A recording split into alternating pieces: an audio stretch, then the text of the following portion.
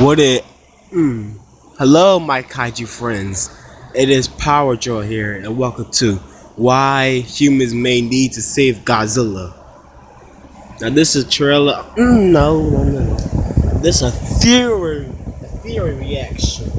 I meant to say. This is by Dangerville. So without further ado, Lego play. Oh crap. Radiation Steroids Godzilla. This is where you residents tell us what you think. Let her rip in the comments. If you think I deserved it, subscribe and share this theory. Remember the scene from the first official Godzilla King of the Monsters trailer? Yeah. Where we got a quick glimpse at what looked like some peeps from Monarch staring at Godzilla in some sort of underwater channel? It was only a few seconds worth of material, but what it could be implying is something much more important to the film's plot. What if we told you that this very well could be humans reviving Godzilla from an early fight with a certain monster? You know who I'm talking about. We have a Patreon now, so follow the link below and donate to help Dangerville become the best little monster town on the planet. If this tiny glimpse into King of the Monsters is actually humans helping Godzilla, well then he obviously must have gotten whooped up on by none other than King Ghidorah. We already know that Ghidorah is the big bad guy in the movie. Yeah. And to be this role in the plot, then the giant three-headed monster is going to need a spectacular entrance, or a tone-setting scene to really set up the rest of the... You know what? My last time pausing this, but here's what I think should go down. In the beginning of the movie, they should have Godzilla and King Ghidorah fight for the first round, and then King Ghidorah just kicks Godzilla butt, and then the humans revive Godzilla and be a rematch towards the end of the movie. That's how I think it should go down. story. If you have seen Christopher Nolan's Batman films, more specifically The Dark Knight Rises, then you would hopefully remember the epic initial fight scene between Batman and Bane. Yeah, it didn't go so well for old Brucey, but it did set up the rest of the movie. The end rematch fight between the two, and establish Bane as a bad mofo. I could see King of the Monsters taking a similar route as this, and bringing in Ghidorah with a bang. You want to establish your uber-powerful villain monster? Have him kick Godzilla's ass. I know it's a bold claim to say that humans have the ability to revive or bring back Godzilla from near death, but they have done so in past Godzilla films. There was even a time where humans helped bring back Ghidorah to fight a less friendly version of Godzilla.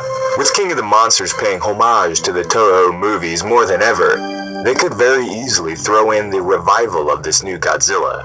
And here's how they could do it, and it still makes at least some sort of sense. In the 2014 Godzilla film, the story writers made it very clear that radiation plays a massive role in how the then kaiju, now titans, operate and live. Godzilla is no different, feeding and thriving off of the radioactive energy that comes from within Earth. It's practically the only reason why the G-Man is even alive in this universe, in the first place. If the G-Man was to be defeated by Ghidorah and nearly killed, it is very likely that human aid in the form of excessive radiation being pumped into Godzilla could very well bring the true King of the Monsters back to full health. Just imagine it goes something like this. Decades of pollution and neglect for Earth's natural environments has led the climate to change over the planet, bringing in new weather that has consistently been getting warmer and warmer. Ghidorah is locked in a frozen tomb. You put the two scenarios together and bam! The Earth's greatest threat is released and angrier than ever. Godzilla could sense this, as in the months leading up to Ghidorah's escape, he has been traveling the oceans in the direction of Antarctica and Ghidorah. Godzilla meets Ghidorah, and he's just not ready for the millennia of built-up rage and aggression of the giant three-headed monster. His most recent fights were with the Mutos, and as destructive as they were, they're no Ghidorah. Godzilla gives his best efforts, just like Batman with Bane. But he is outmatched and unprepared for such a true battle. He is defeated, and slowly, his life is drifting away. Just in the nick of time, the agents of Monarch are able to find Godzilla at the bottom of the ocean with the use of their tracking systems. Now here is where this theory needs a little bit of imagination. imagination. Ha! Somehow Monarch was able to bring radiation to Godzilla, or bring Godzilla to the radiation. The scene from the trailer doesn't specify the exact location. All we know is that they are in some sort of underwater channel system. What we do get from the clip is that Godzilla is clearly alive, although he seems different than the one seen in 2014. He seems content, almost knowing the humans are there watching him, but he doesn't seem to mind, almost like he knows they saved him. But yet he is still cautious like any animal would be when they get injured. We see his body literally pulsing with energy, glowing everywhere from his eyes to his dorsal plates. He's lighting up the entire area like a gigantic freaking lightning bug. Why else would he be doing this if it was not due to excessive amounts of radioactive energy being pumped into him? Fast forward to the scene where the G-Man is breaching the water and you see even more of the changes in his body.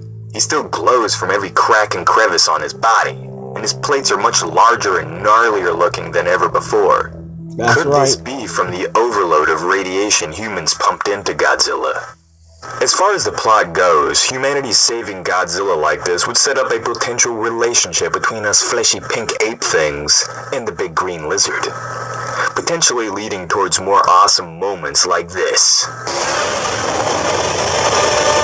Plus the epic conclusion and huge rematch between King Ghidorah and this new and improved, all doped up on radiation steroids Godzilla. This is where you... Alright, make sure before y'all do that, want y'all check out my outro. But meanwhile, make sure I catch you punch the like button in the face like a boss.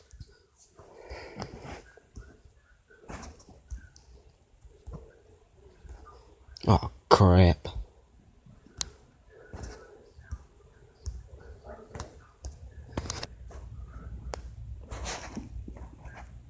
Alright, check out my new outro.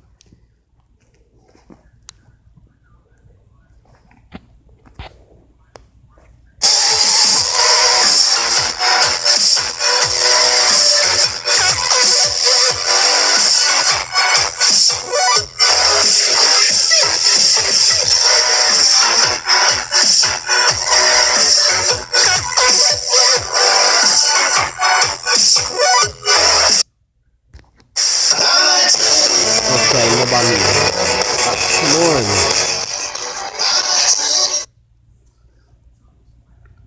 Peace.